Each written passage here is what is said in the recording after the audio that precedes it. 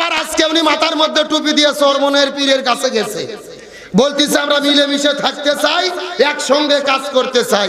একবার উনি বললেন কোরআনের সঙ্গে রাজনীতির কোনো সম্পর্ক নাই। আবার যারা কোরআনের রাষ্ট্র গঠনের রাজনীতি করে তাদের কাছে মাথার টুপি দিয়ে যায়। তার মানে বোঝা যায় যারা কোরআন প্রতিষ্ঠার আন্দোলন করে এরা ধর্ম ব্যবসায়ী না। যারা নির্বাচনের আগে ভোট জোগানোর জন্য মাথায় টুপি দেয়, কথায় কথায় আলহামদুলিল্লাহ সুবহানাল্লাহ ইনশাআল্লাহ বলে, আর যখন ক্ষমতা পাইয়া যায় তখন বলে হুজুররা হলো মৌলবাদী, আর কোরআনের সঙ্গে রাজনীতির সম্পর্ক নাই, এরাই হলো বড় ধর্ম ব্যবসায়ী। তিনি বলছেন যে কোরআনের সাথে নাকি রাজনীতির সম্পর্ক নাই, কোরআনের সাথে সংঘর্ষ হয়। এমন কোন আচরণ যদি কোনো বেয়াদব কোনো কুলাঙ্গার করে, স্পষ্ট ভাষায় দায়িত্বহীন কণ্ঠে বলতে চাই, সে যত বড় নেতা হোক আর নেতৃত্বের স্থানীয় হোক না কেন, আমার কোরআন আমার আল্লাহকে নিয়ে কথা বললে পায়ের তলায় ঠেলে জিহ্বাটা টেনে ছিঁড়ে ফেলে দেব। জামাত ইসলামী ধর্ম ব্যবসা করে, আর আমরা নির্বাচনে আসলে শুনি লা ইলাহা ইল্লাল্লাহ নৌকার মালিক। এই পর্যন্ত শেষ, ধানের শীষে বিসমিল্লাহ। তারা ধর্মকে নিয়ে ব্যবসা করতে চায়, যারা ধর্ম ব্যবসায়ী তারা ধার্মিক নয়। ধর্ম ব্যবসা জামাত করে না সবাই মিলে করে? জামাত ইসলামী সারা বছর ইসলামের কথা বলে, সারা জীবন ইসলামের কথা বলে, আর আপনারাই শুধু নির্বাচনের কথা আসলে ইসলামের কথা তোলেন। প্রকৃত ধর্ম ব্যবসায়ী কারা এদেশের মানুষ তা ভালো করে জানে। কথা কইলেই তো রাজনীতি।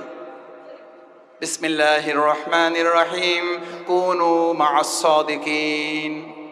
আল্লাহু আকবার। আল্লাহ নির্দেশ নামাজের মতো, রোজার মতো নির্দেশ।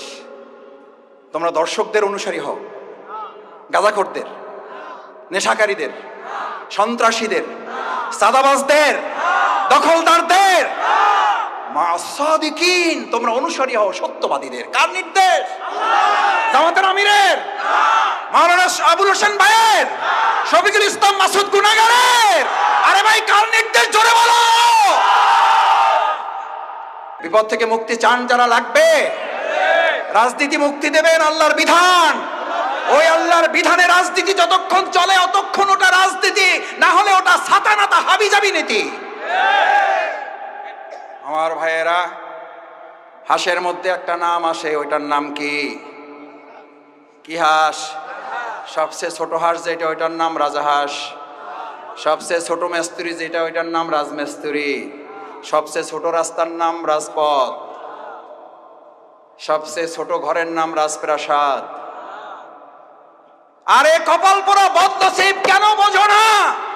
হাঁসের মধ্যে বড়টা যদি রাজহাঁস হয়, মেস্তুরির মধ্যে বড়টা যদি রাজমেস্তুরি হয়, প্রাসাদের মধ্যে বড়টা যদি রাজপ্রাসাদ হয়, রাস্তার মধ্যে বড়টা যদি রাজপথ হয়, নীতির মধ্যে বড়টার নাম ইসলাম, ওটার নাম রাজনীতি, বাকিগুলা সাতানাতা হাবিজাবি।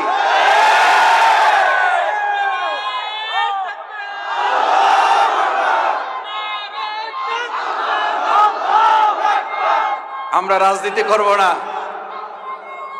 আমাদেরকে রাজনীতি করতে নিষেধ করেন, আমাদেরকে রাজনীতি করতে নিষেধ করেন। আমরা রাজনীতি করলে সমস্যা, মৌলবীরা মৌলবাদী হয়ে যায়। নির্বাচনের আগে আবার ওনারাও রাজনীতি করে, নামাজে একটা ওয়াক্ত পড়ে না, কিন্তু ভোট চাইতে জুমার দিন মসজিদে হাজির। ঠিক না? ওয়াজের মাহফিলে যে প্রধান আলোচককে বসায়া বক্তব্য রাখে, দেখেন না এগুলো? কাছে গেলে দেখবেন পেন্ট থেকে পেশাবের গন্ধ আসছে।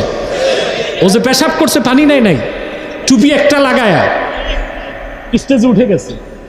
আর প্রধান আলোচক একজন স্কলার, তাকে বসায় উনি বক্তব্য দেয়, মা বাবার ওয়াজ করে, কথা বলে না।